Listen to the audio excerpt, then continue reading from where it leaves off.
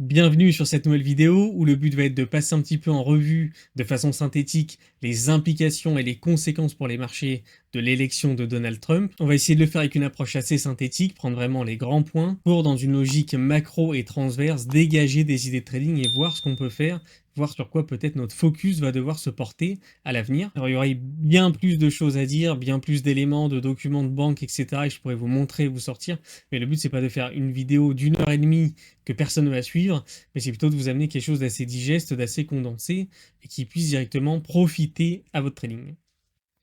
Donc voyons voir tout de suite les implications de l'accession entre guillemets au pouvoir de Donald Trump. Il est peut-être bon de rappeler justement dans cette optique les principales mesures économiques qui sont voulues, qui sont souhaitées par Donald Trump, notamment sur le plan des politiques fiscales, tout ce qui est imposition, etc.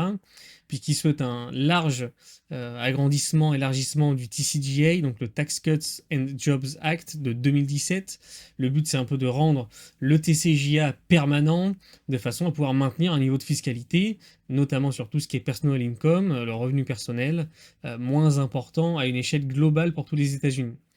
Il y a aussi une volonté de supprimer l'imposition sur les revenus de la sécurité sociale, et ce afin de soulager les seniors et possiblement stimuler la consommation qui pourrait émaner de cette partie de la population qui est en général assez wealthy, hein, qui a quand même de l'argent de côté, baisser le taux d'imposition des entreprises de 21 à 15% et mettre en place des déductions fiscales jusqu'à 100% pour les investissements tangibles et les coûts de R&D, de recherche et développement, afin de soutenir l'économie américaine en favorisant la croissance, l'innovation, le réinvestissement, tout ça dans les États-Unis, pour les États-Unis.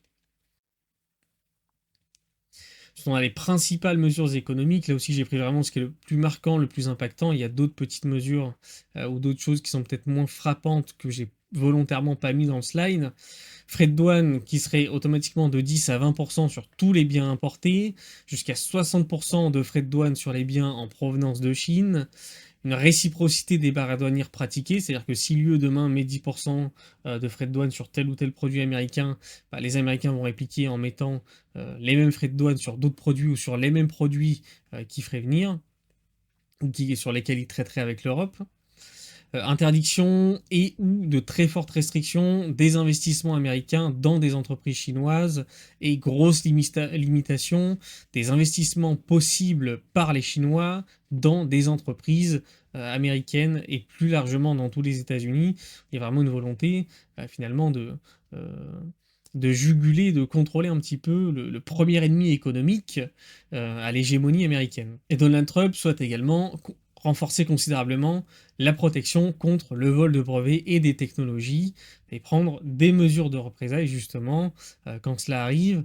Alors c'est pas écrit en toutes lettres, mais on comprend bien que c'est les Chinois qui sont en ligne de mire directement. Quelques autres mesures, bloquer le taux qui est pratiqué sur les cartes de crédit autour de 10%, puisqu'il est actuellement à peu près au double de ça. Exonérer les intérêts payés sur les prêts pour l'achat d'un véhicule. Alors je reviens rapidement sur les cartes de crédit. Il faut savoir que les Américains ne sont pas forcément comme nous, où finalement on est entre guillemets sur des comptes de débit. Eux, c'est vraiment une carte de crédit où, entre guillemets, les banques, le modèle n'est pas le même. On va avancer de l'argent qui n'est pas nécessairement sur le compte à l'instant T. Donc la carte de crédit porte réellement son nom. Exonérer les intérêts qui sont payés sur les prêts pour l'achat d'un véhicule, rendre le logement plus abordable en éliminant des taxes qui augmentent en fait in fine le coût du logement, et aussi en mettant à disposition des terrains qui appartiennent actuellement à l'État, et l'État mettrait à dispo ces hectares-là, ces terrains-là, à des prix bien plus avantageux et entre guillemets supportables que ce qui se fait dans le marché.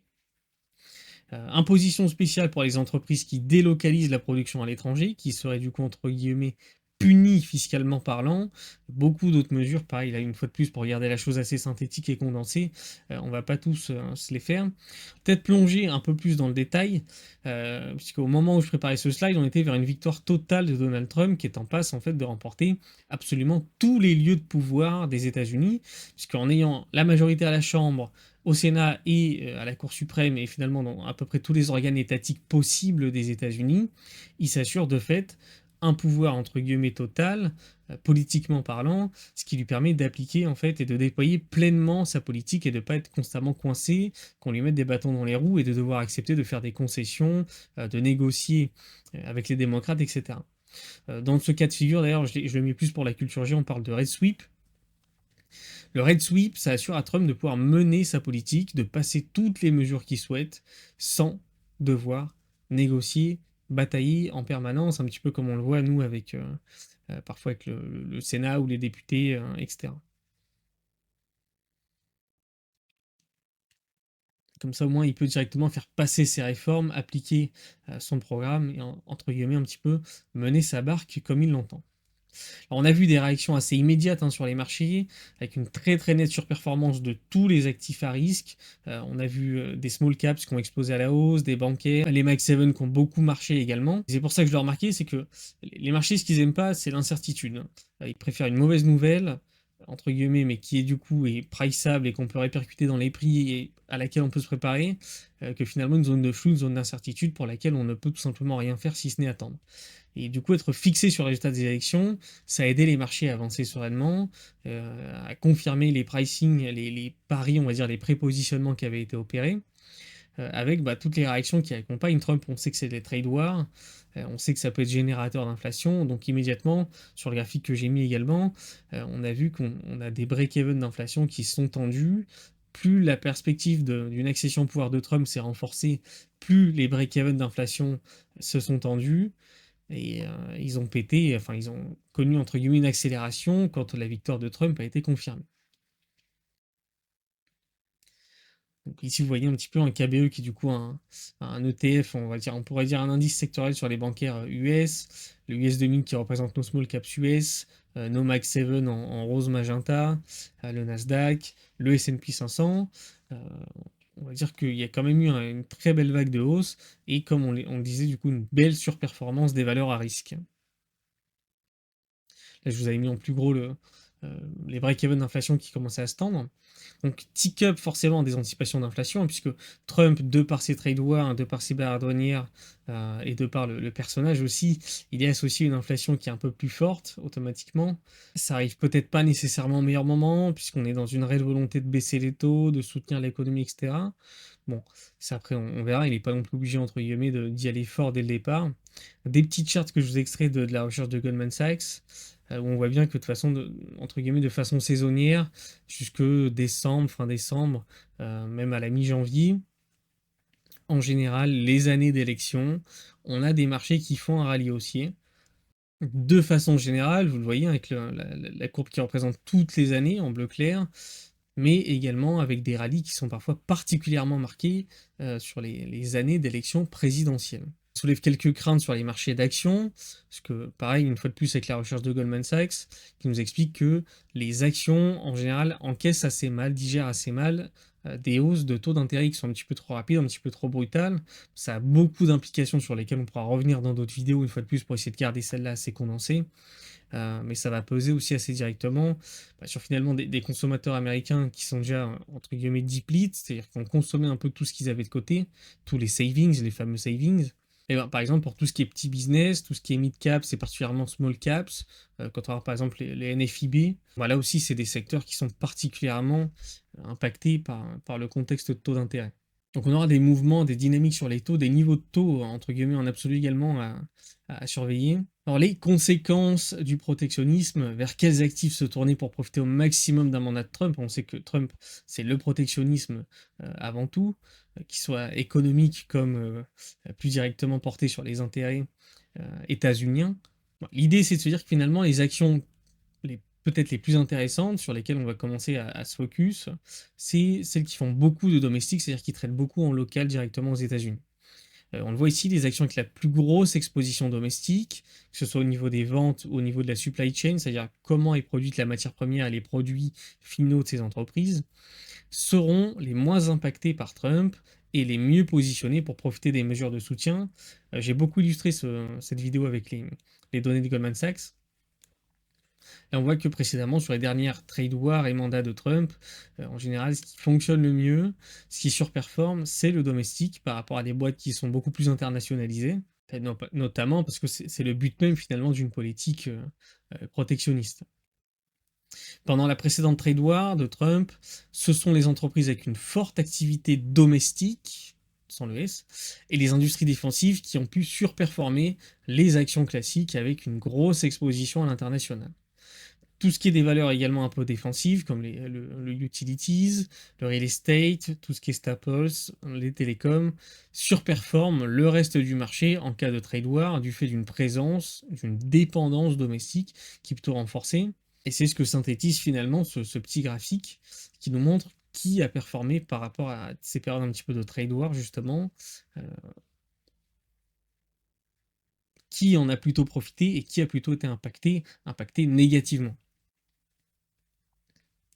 La proportion de taxes médiane qui est supportée par les actions du S&P 500, c'est 19%. Trump, il souhaite réduire ça avec la Domestic Corporate Tax pour la faire passer de 21 à 15%.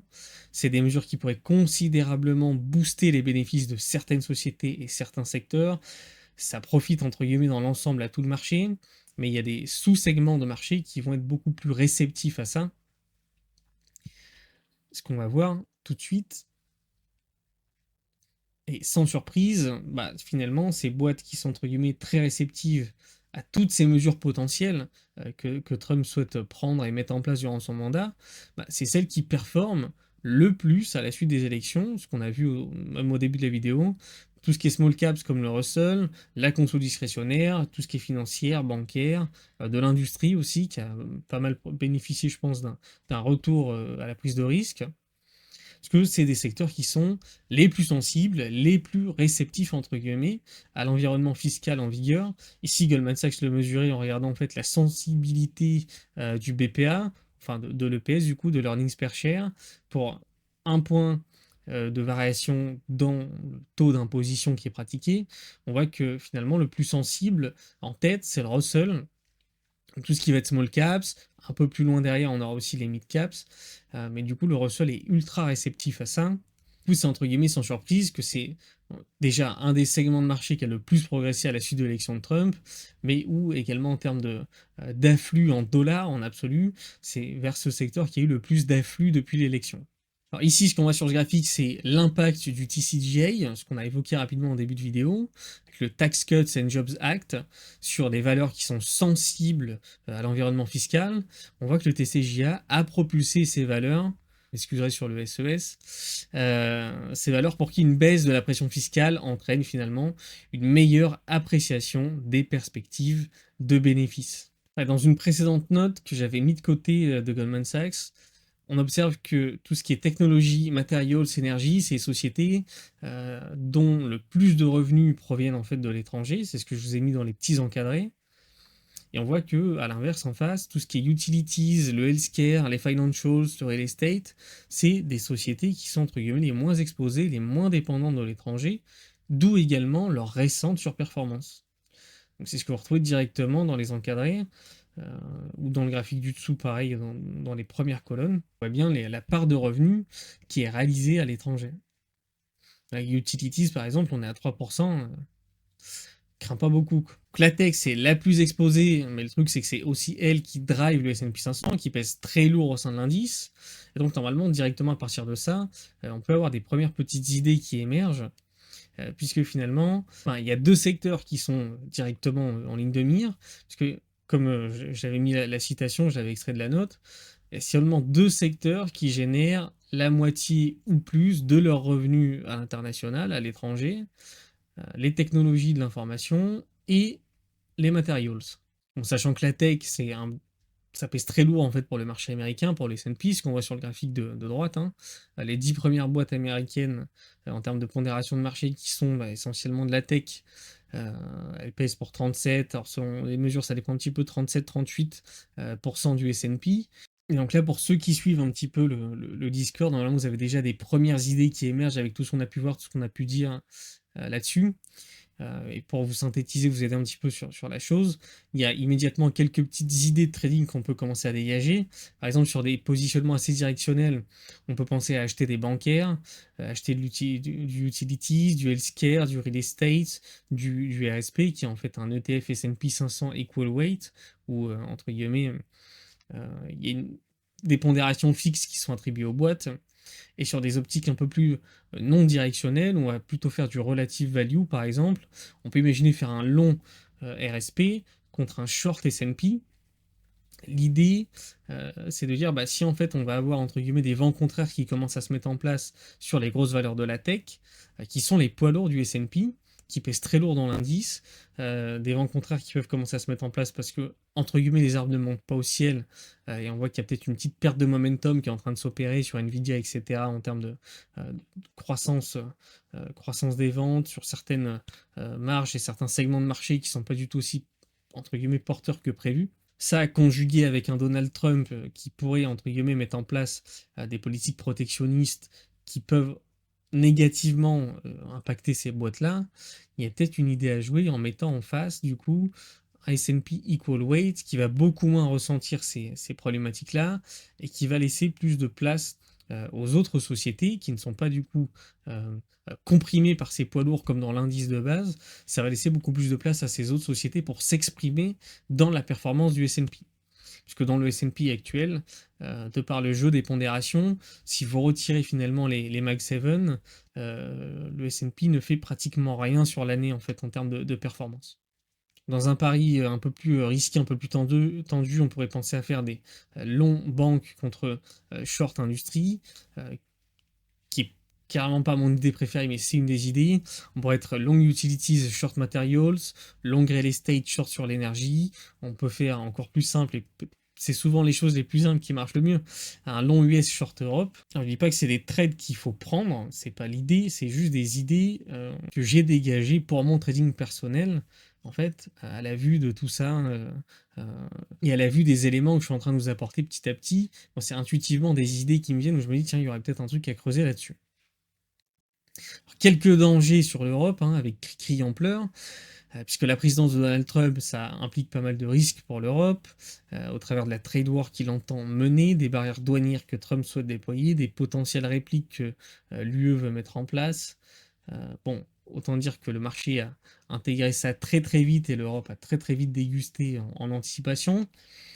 Une guerre commerciale, ça pourrait peser assez lourdement sur l'Europe, puisque dans les projections de Goldman Sachs, dans un scénario où Trump impose 10% de barrière douanière sur tous les imports vers les États-Unis, et où l'Europe répliquerait de la même façon, le PIB de la zone euro pourrait être dégradé de 1%, et l'Allemagne serait particulièrement touchée, sachant que l'Allemagne se trouve déjà dans une position qui est peu reluisante économiquement, hein.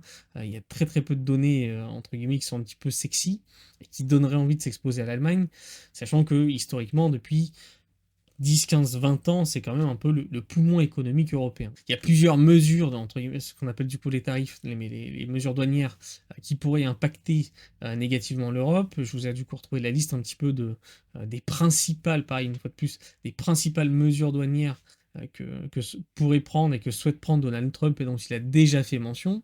Et toutes ces mesures-là, d'après une fois de plus les analystes de Goldman Sachs, pour la zone euro, ça se traduirait par un impact de moins 0,5 à moins 1% de croissance du PIB, ce qui est quand même énorme, surtout quand on n'a pas le luxe d'avoir 3% de croissance du PIB.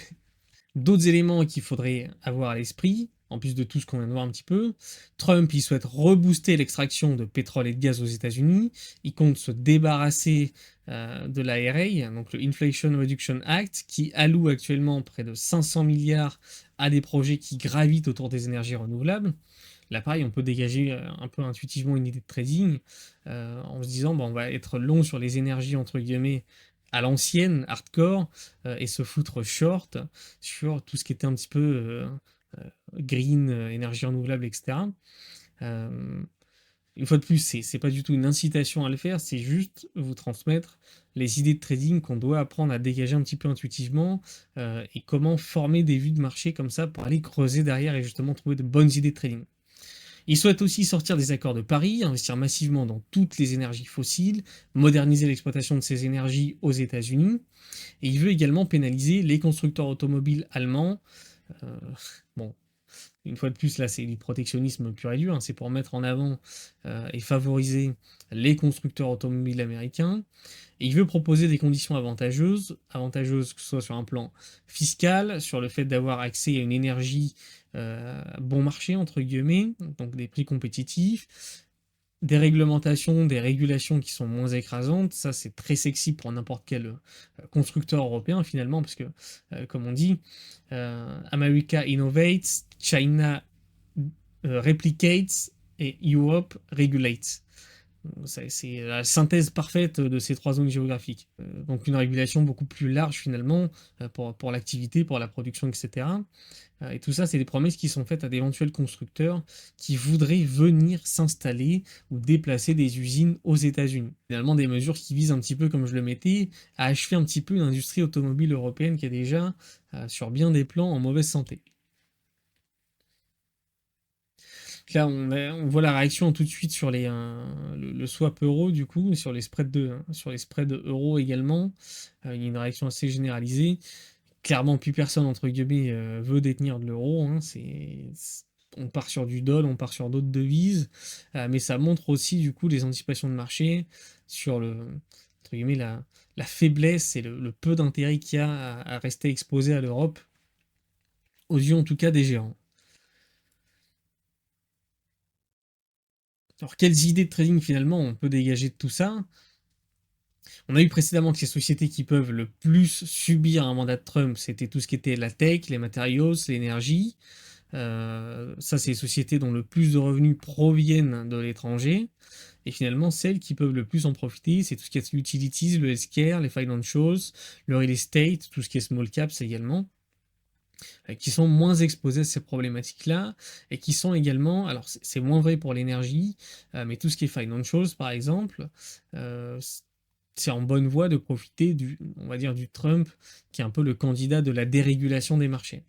On va nuancer un peu le côté bancaire après, on va voir pourquoi. Il y a quelques éléments qu'il faut quand même avoir à l'esprit avant de se jeter dedans. Les small caps, c'est les plus à même de profiter du cocktail qui se prépare entre la baisse de la pression fiscale, les politiques protectionnistes qui du coup profitent aux boîtes qui ont une grosse activité domestique, le soutien aux entreprises fortement implantées localement, puisqu'il y a des envies chez Trump de mettre en place des sortes d'aides directement, de subventions aux boîtes qui produisent en local et qui sont très implantées localement. Tout ça dans un environnement où on baisse des taux. On a le fait que euh, les small caps, c'est les boîtes qui ont la plus grosse exposition domestique, que ce soit en termes de vente ou en termes simplement de supply et de value chain.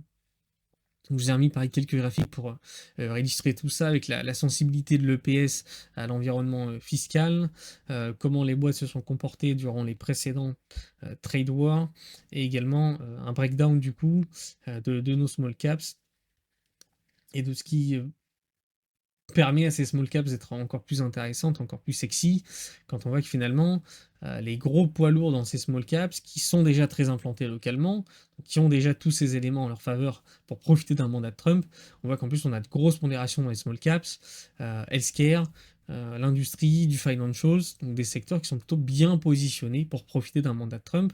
L'industrie c'est pareil, ça va profiter entre guillemets de tout, c'est-à-dire de l'environnement de baisse des taux, bien que ce ne soit pas nécessairement les secteurs les plus endettés, mais ça profite très largement d'une politique entre guillemets protectionniste, puisque beaucoup de boîtes industrielles américaines bossent beaucoup justement en domestique, profitent beaucoup des baisses de taux, et surtout ça profite énormément de la potentielle dérégulation. Donc, dans le Russell 2000, les constituants, donc les boîtes qui sont dans le Russell, génèrent à peu près 90% de leurs revenus directement aux États-Unis, là où pour le S&P 500, c'est plutôt dans la fourchette des 60-65%. Donc, quand je vous parle de small caps pour adopter une exposition entre guillemets domestique, il y a vraiment il y a vraiment des chiffres qui sous-tendent ça. 90% des revenus faits localement, qui découlent du coup directement d'une exposition domestique, c'est pareil. Pareil, je vous ai remis divers petites données qui permettent de continuer d'illustrer ça. On voit notamment quelques éléments qui permettent de comprendre pourquoi c'est très très intéressant d'aller vers des small caps et de s'y intéresser. Alors déjà parce que entre guillemets sur les ratios de valorisation, on est plutôt sur des timings qui sont intéressants ou entre guillemets en cherté relative, on est sur des niveaux de prix qui sont intéressants. On voit sur le graphique en haut à droite également qu'en général les small caps bénéficient pas mal euh, des baisses de taux. Pareil sur du coup, le graphique au milieu gauche, on voit que les baisses de taux, ça profite et ça impacte assez fortement toutes les small caps. et surtout que ça entraîne finalement des surperformances assez marquées des small caps sur le S&P classique, enfin, les environnements, les cycles de baisse de taux. Par une relative valuation, on a, entre small et large caps, on voit qu'on est sur des niveaux entre guillemets historiques, hein, qu'on n'a pas vu depuis les années 2000 du coup. Euh, le dernier graphique en bas à gauche qui permet d'illustrer vraiment cette très forte sensibilité des small caps et des petites entreprises, des petits business à l'environnement de taux d'intérêt. Et en bas à droite, du coup, pour finir, un autre élément qui est particulièrement important et intéressant, c'est la structure de dette de ces indices, entre par exemple le S&P et le Russell. Finalement, sur le S&P, on a beaucoup de dette qui est émise à taux fixe par les boîtes, fait que finalement, un changement dans l'environnement de taux d'intérêt, soit des hausses ou des baisses de taux d'intérêt, ça n'a que peu d'impact en direct sur ces boîtes-là.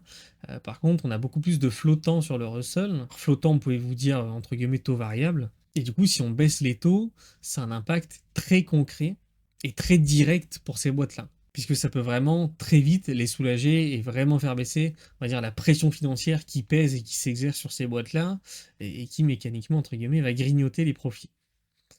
Là, on a un petit graphique de comparaison entre le Russell 2000 et le S&P 500, avec une idée du coup que j'avais proposée il y a déjà quelques temps de ça, pendant l'été, qui était de s'orienter sur des longs Russell et des shorts S&P, proposés courant juillet. On voit que ça a plutôt bien fonctionné depuis, ça a très très bien fonctionné depuis les élections, et ça continue finalement de plutôt pas mal marcher depuis. On reviendra sur toutes ces stratégies un petit peu de spread, mais ce qui est intéressant, c'était de se dire déjà à l'époque qu'il y avait plusieurs éléments qu'on pouvait accrocher, qui pouvaient jouer pour nous avec ces stratégies un petit peu là, avec cette approche en relative value. Mais ça, j'aurai l'occasion de faire une vidéo dédiée un petit peu à ça. Sinon, là, j'essaie vraiment de garder la chose un petit peu condensée. Une autre idée de trading qu'on pourrait avoir, c'est de jouer des valeurs bancaires américaines, puisque intuitivement, les bancaires et les financières, c'est plutôt une bonne idée. Ils ont une très grosse présence domestique. Trump, on sait que c'est le candidat de la dérégulation et du soutien à la finance. Il sait très bien à quel point, on va dire, le système financier américain est important dans la croissance américaine et dans l'innovation américaine, et c'est ça qui permet, entre guillemets, de euh, maintenir cet exceptionnalisme américain. On va cependant se montrer assez prudent, même si c'est vrai qu'il y a beaucoup d'éléments assez sexy, c'est réceptif à l'environnement de taux, à l'environnement fiscal, c'est très exposé domestiquement, mais on arrive probablement, ce que je mettais du coup sur le slide, sur un top, un sommet dans les net interest income qui devrait se répercuter à terme dans les EPS des valeurs bancaires.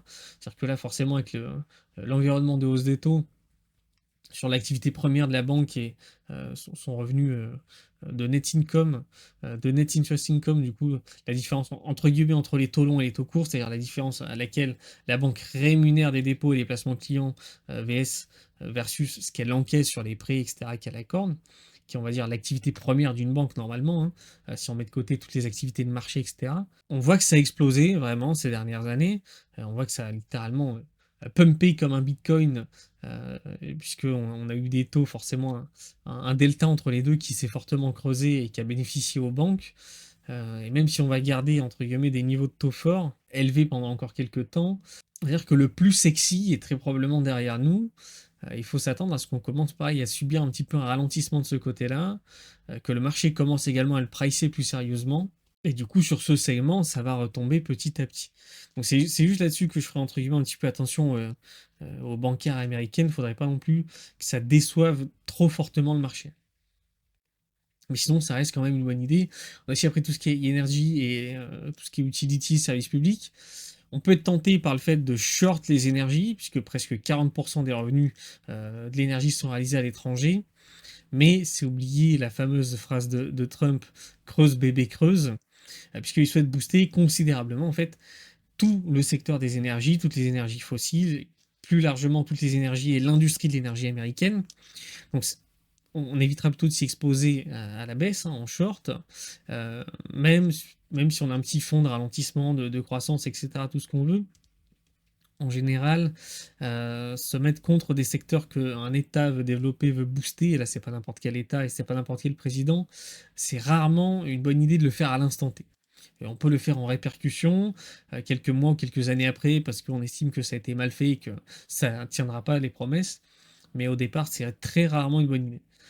Pareil côté utilities, on va éviter de s'engager dessus à l'achat de façon inconsidérée, puisque même si elles possèdent une très forte expo domestique et qu'elles sont réceptives à un environnement de baisse de la pression fiscale, même si elles vont profiter de la baisse de taux, parce que finalement c'est des boîtes qui ont une intensité capitalistique qui est assez forte, des structures d'endettement qui sont assez grosses, et même si à terme elles doivent profiter de l'essor, on va dire, un petit peu de l'avènement du big data, ça reste des valeurs plutôt défensives, qui ont un potentiel de croissance qui est plutôt contraint, qui est plutôt limité, et une performance qui peut être assez décevante, statistiquement parlant, quand on bascule d'un environnement de forte croissance, forte inflation, vers une croissance qui se modère et une inflation qui se modère également. Par contre, ce qui peut être intéressant, c'est de chercher peut-être à monter un spread, par exemple un spread utilities contre materials ou utilities contre d'autres valeurs. Je vous laisse les tableaux en référence. Pareil, sans passer une heure et demie dessus, pour garder la vidéo, une fois de plus, j'essaye autant que faire se peut condenser. Mais ce que ce tableau fait très bien, c'est de montrer les performances de tous les principaux secteurs equity, actions, en fonction de l'environnement dans lequel on se trouve. Et pour ce faire, on mesure le PMI avec le niveau d'inflation. Du coup, ça permet de faire un croisé, presque une heatmap finalement, et de voir en fait dans quelles conditions tel ou tel secteur performe, et à l'inverse, quelles conditions de marché ne lui est pas du tout favorable. Il y a d'autres idées de trading finalement qu'on pourrait aussi dégager de tout ça. Par exemple, se mettre long tout simplement sur des valeurs plutôt cycliques, plutôt offensives, puisque on a qui joue pour nous, entre guillemets, le red sweep, les baisses de taux de la Fed, des profits qui sont plutôt en accélération, on a du reshoring qui se met en place, le cycle de productivité et de production qui repart, on a des inventaires également qui étaient assez bas, qui ont besoin d'être reconstruits, donc ça peut bénéficier à tout ce qui est cyclique, tout ce qui est industrie. On a un positionnement qui est assez faible sur ce secteur, hein. On a plutôt des actions dans la valorisation et la cherté relative est intéressante et attractive. Il y a un vrai besoin également d'investissement dans ces secteurs. C'est un petit peu des secteurs qui ont été laissés de côté, qui ont été un petit peu oubliés. Donc il peut y avoir un effet de rattrapage à jouer sur ces secteurs qui peut être tout à fait intéressant. On peut imaginer une autre idée, en plus de toutes celles qu'on a vues tout au long du slide, se mettre long US, short Europe par exemple, ou alors être long cyclique avec en plus. Mais l'Europe est déprimée, elle prend des décisions qui pénalisent à terme les économies de l'Europe et les entreprises européennes, avec en face un mandat de Trump qui devrait profiter aux entreprises US, impacter négativement l'Europe au travers de la trade war et des barrières douanières systématiques. Le marché est déjà en train de taper l'Europe, on voit déjà que si on fait un spread US-Europe depuis les élections, ça va plutôt marcher assez fort. On peut penser aussi à se mettre long sur toutes les valeurs domestiques US qui doivent profiter du coup de la politique typique qu'on connaît et qu'on prête à Trump avec ses fameuses trade wars, son soutien aux entreprises locales et domestiques, les dérégulations, pardon, les pénalités également qu'il veut appliquer aux boîtes qui, entre guillemets, jouent pas le jeu de Make America Great Again. On pourrait faire également être long small et mids contre un short sur les larges par exemple ou sur la tech, ce qu'on avait évoqué avec le long RSP, donc un long S&P equal weight contre un short S&P classique qui pourrait être pénalisé et traîner à la baisse, traîner vers le bas comme un boulet au pied si ça se passe mal sur la tech. Bon, il y a plein d'autres idées qu'on peut aborder. Mais l'enjeu pour moi, c'était, en plus de vous amener de l'information un petit peu, et essayer de vous faire cette petite vidéo de synthèse sur les grandes implications, les grandes idées qu'on peut dégager d'un mandat de Trump, quel va être un peu l'impact concret qu'on peut attendre sur les marchés. C'est aussi vous permettre de voir un peu comment on bosse, comment on applique cette vue de marché transverse et macro, et comment finalement de petits éléments qu'on prend à gauche à droite qui ont l'air assez simples comme ça, on part juste de l'élection d'un président, des grandes lignes de son mandat, et puis vous voyez petit à petit on creuse, on va dans la granularité de dire ok, tel et tel secteur ça réagit un peu mieux, les grandes lignes de son mandat c'est par exemple de déréguler, de baisser les taxes, etc. Qui est plus sensible, qui est plus réceptif à ça, et finalement en faisant ce job, de creuser, hein, ce job de petite poupée russe qu'on enchaîne, etc. L'idée, c'est à la fin d'aboutir comme ça à des idées de trading, à des scénarios qu'on va surveiller et qui permettent du coup un petit peu d'augmenter nos probabilités de faire des trades qui ont une vraie idée qui les sous-tend et de ne pas finalement se retrouver à acheter des simples supports résistance. Voilà. Donc je donne finalement ici que quelques pistes à étudier. Ce que j'espère, c'est voir vos suggestions, vos idées de trading que vous aurez dégagées, tout seul de votre côté peut-être, ou alors à la suite de cette vidéo, à la suite un petit peu de ces idées justement qu'on transmet et du process de génération d'idées que j'essaye de vous retransmettre aussi via cette vidéo. J'espère que vous nous partagez un petit peu tout ça, que ce soit directement en commentaire de la vidéo, ou alors pourquoi pas dans le Discord. Voilà, en tout cas, c'est la fin de la vidéo. N'hésite pas à me dire en commentaire si ça t'a plu. Pense à t'abonner pour pas rater les prochaines vidéos et à mettre un like pour le référencement, c'est hyper important. Voilà, et pour ma part, je te dis à très vite dans une prochaine vidéo.